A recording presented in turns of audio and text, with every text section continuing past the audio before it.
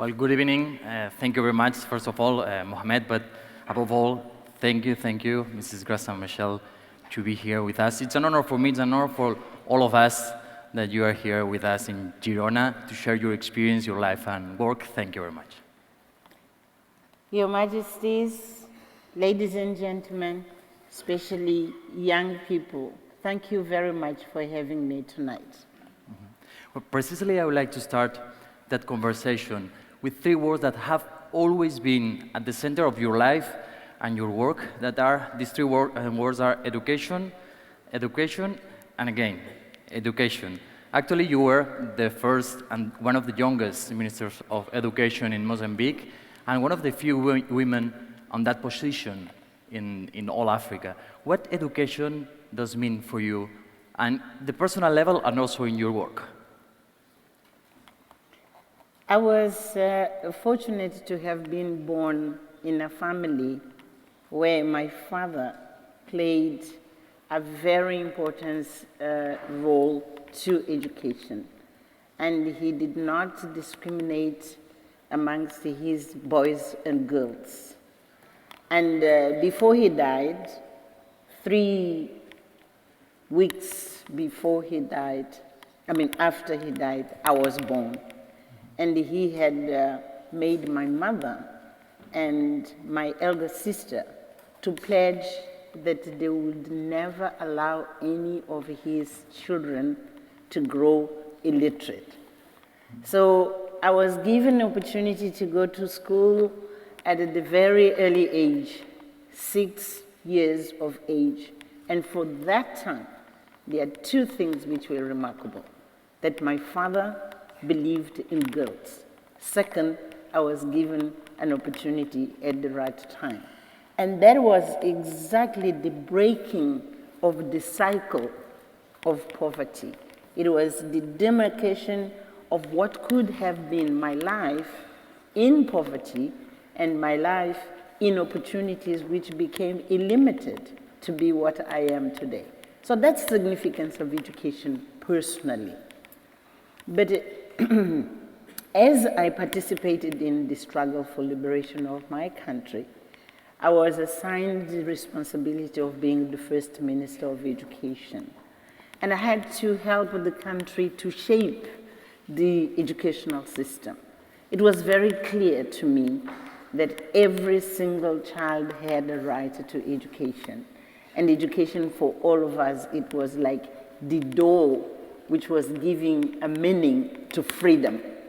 It was freedom for us to make choices. It was freedom for us to conquer science. It was freedom for us to embrace the world. And again, boys and girls with the same rights. So I made sure that in every single school, we would have information disaggregated to know how many girls, how many boys, and to learn what were the obstacles which made it difficult for girls to progress. So it's a personal experience. It is a matter also of responsibilities which were given to me, which I tried to apply all along my life to make sure that girls and boys have the same rights. Mm-hmm. As you can see, I was not lying. Education is at the center of her life, but there are also 2 other very important causes that you have advocated for, and it's girls and women. Actually, you fought to free your people from Mozambique, from colonization in Mozambique, and you are still fighting for rights of children, against early marriage, against the use of children in war, in conflict. But there is a very important thing that you always say, that if you want to build future, focus on women. I would like to know why. Why you think that women and girls could be the leaders of a better future? Investing in women is investing in a better family. It is investing even in economic terms. Investing in girls, it has been proven that it increases the GDP of a country because you unleash the energy and the capacity which is beyond the human being it is a social investment. So I believe in this. But for me, whether you are a girl child, or you are adolescent, or you are an adult woman, the approaches may be different, but they are exactly the same line of thinking of unleashing this energy, this creativity, this capacity, which women have, not only to empower themselves, but to empower their families, their communities, and their nations.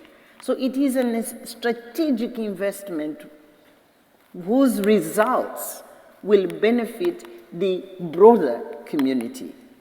So when I engage, for instance, with how to end child marriage, it is to sow the seeds of social transformation, because it is the girl who is given opportunity to complete primary education, to complete secondary education. But it's also families which, investing in these girls, they will reap much better results in future.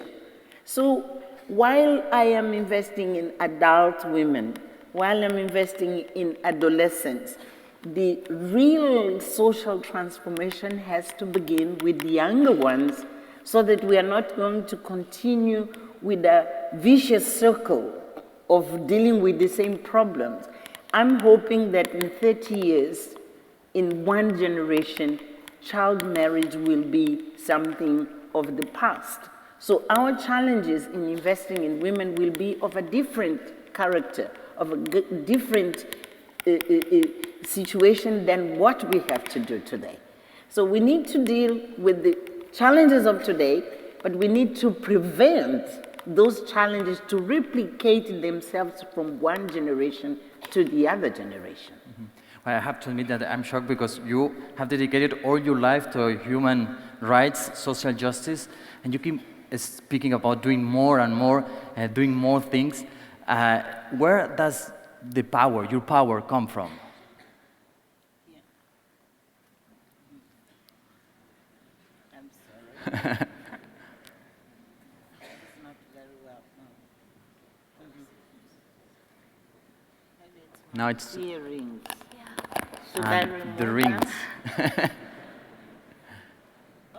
that's it.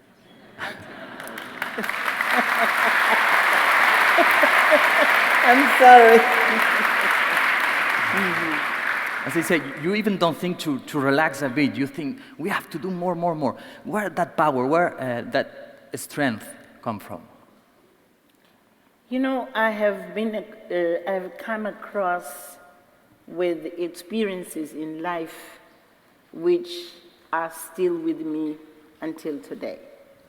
I have met mothers who went through the desperation of seeing their children dying because they didn't have a very simple medicine. I have come across with girls who desperately wanted to go to school, but because of social norms, they wouldn't be allowed to. I have come across with young people, one, for instance, from Palestine, when I was doing this study for the Secretary General. He came to me and he said, Mrs. Machel, you are doing all this research, you are going to present a report to the Secretary General, but tell me, when this is going to come to an end? And that was in 1995. Today, 2015, the children of Palestine are still in refugee camps in Lebanon, which I visited. So I can't rest, because I know the challenges of young people, the challenges of mothers, the challenges of children, they continue to be the same. Although we made progress, but we haven't managed to bring them to an end. And because of that responsibility, they trusted me to take their voice to a different level. Before we change the lives of those children, I can't rest. I always say, with the privileges I have the privilege of addressing platforms like this. I have privilege of addressing platforms at United Nations. I address platforms in my own country, in my own continent. That privilege brings a responsibility. You can't rest while you still have those challenges to overcome.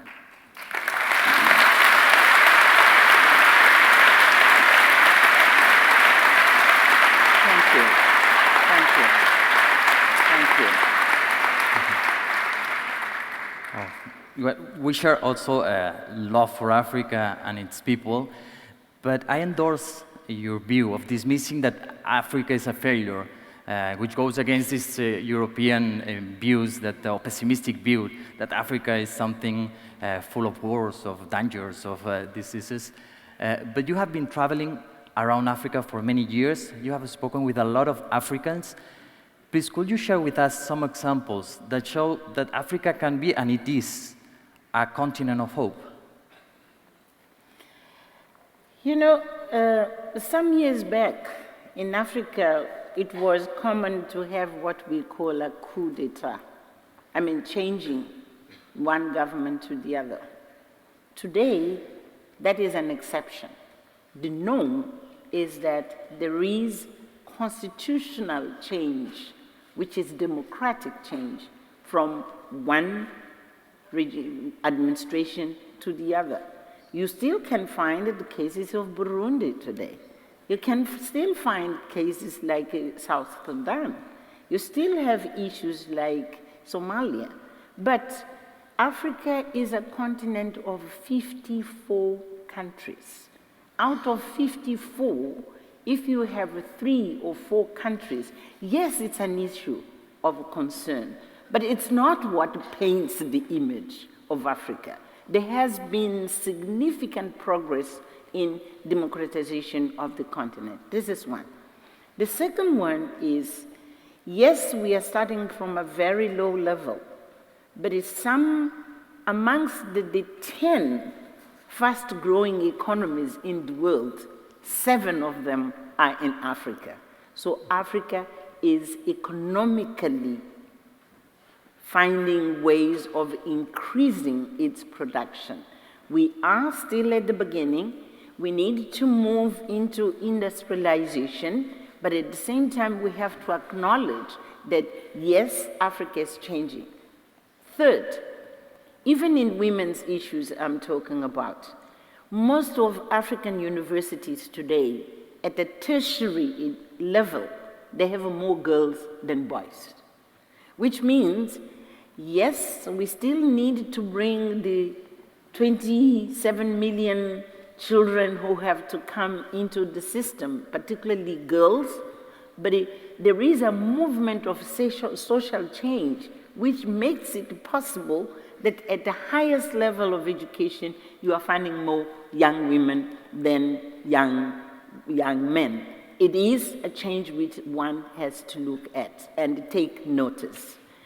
Fourth, I'm sure you have heard that Africa today is the continent with the most fast-growing assets, for instance, to using a cell phone to communicate, breaking the barriers even of borders, allowing people in rural areas to be able to communicate with whoever, not only in urban areas, but they communicate with their relatives in the US, in Latin America. So this is a change which 10 years back you wouldn't find in my continent. You know also that some of innovative ways of transferring money have been developed in Africa. It is companies which are doing this from Kenya who came for the first time with this ability of changing, transferring money from people to people, institutions to institutions. There is a new energy of transformation which is coming out of Africa, which many people do not see, do not hear, because they focus on the negative. The positive things which are happening there, they don't have a voice, they don't have a face, they are not recognized. Let me give an example. Even when we say that, in maternal mortality, for instance, Africa has not done as much as other continents on that. But I have to remind you, if you have 200,000 women who are dying, you have to remember that the African continent has almost 1 billion people. So women being half, they are close to 5 million women. Out of 500 million, and 500 million, you have some thousands who are still dying. You have to see the progress. So it's not all negative. I know that every life is precious. We need to protect and to promote the well-being of every single life. But we also have to look into this into perspective to know if you have more than 400 million who are in normal situation, yes, the challenge of 100,000, it is a challenge which we need to control, but it is in a much bigger picture. And this is what in many cases in this part of the world, people don't manage to see. So my continent, yes, is challenged, but I tell you with conviction, in the next 5-10 years, you will see much more good news coming from Africa. I like a lot your optimistic vision of Africa. I share it also with you. And I like also you have fought for freedom and you are still fighting to change the world. But let's talk directly to the people. I can see some young faces here, talented boys, talented girls. I would like that you talk directly to them about inspiration, how they can change the world. Young people today, they grow in a society where, despite the ability of communicating very easily, they can in seconds, talk to someone who is in Peru, for instance. So we would say that we are very close as a human family. But unfortunately, we are also witnessing a lot of intolerance, religious intolerance, gender intolerance, ethnic in certain cases. There's differences. They threaten people to the extent where they wage wars simply because they want to crush the other side because they fear the difference, they fear the other one. So to young people, I want to say, please do respect the human dignity which exists in every single person, because that's what makes us equal. It's not the differences. We have much more in common than the differences. This is one. Second, never give a blind eye to any kind of injustice, to any kind of social injustice. It is the responsibility of every single one of us to be your brother's keeper, your sister's keeper. In Africa, we have a saying which says, I am because you are. You have to identify yourself in the other human being and to acknowledge the goodness which exists in the other human being so that you also will be recognized and respected as human being. And this is what I would encourage young people, not to fear difference. On the contrary, to embrace it because it enriches you. And never to close a blind eye to injustice, whatever makes other person small.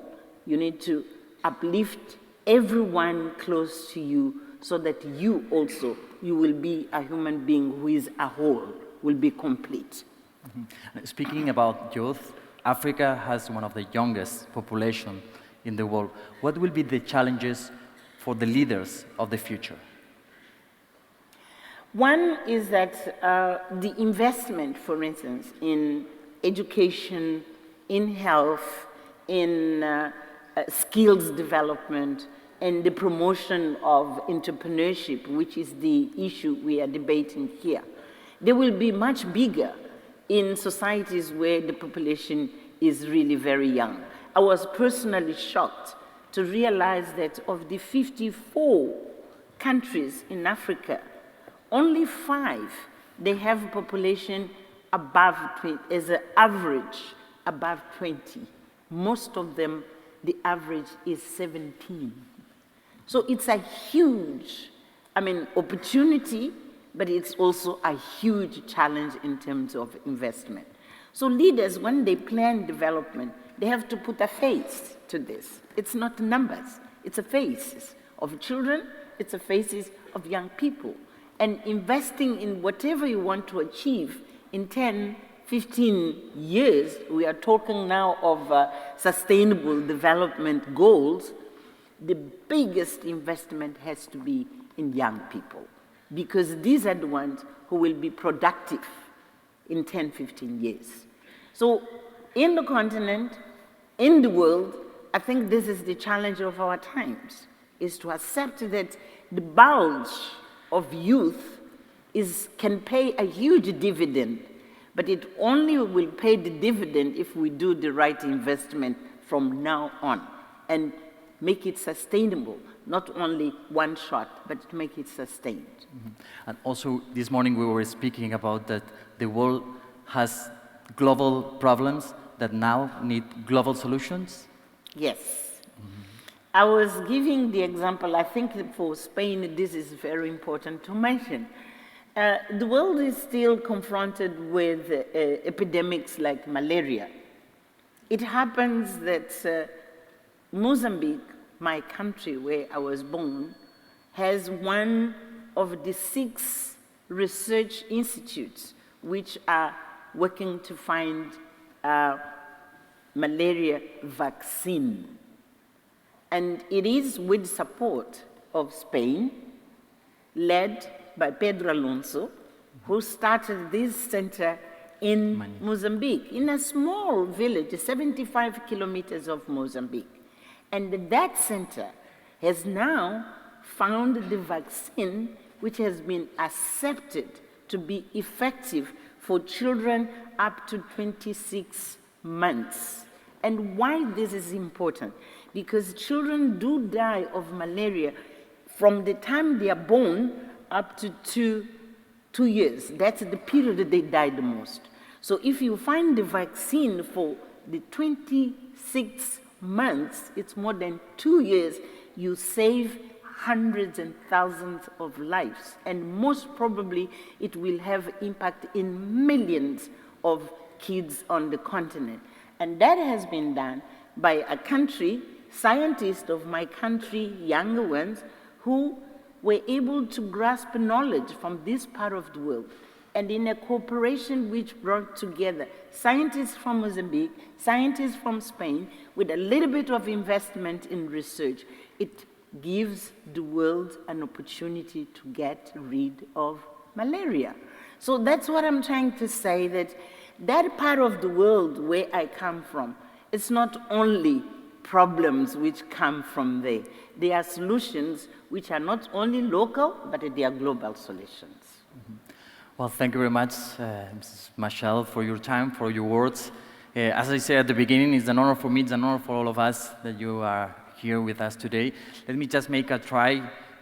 Muito obrigado pela sua presença hoje na cidade de Girona. Muitas graças. Muito obrigada. Muito obrigada. Obrigada. Muito obrigada. Obrigada.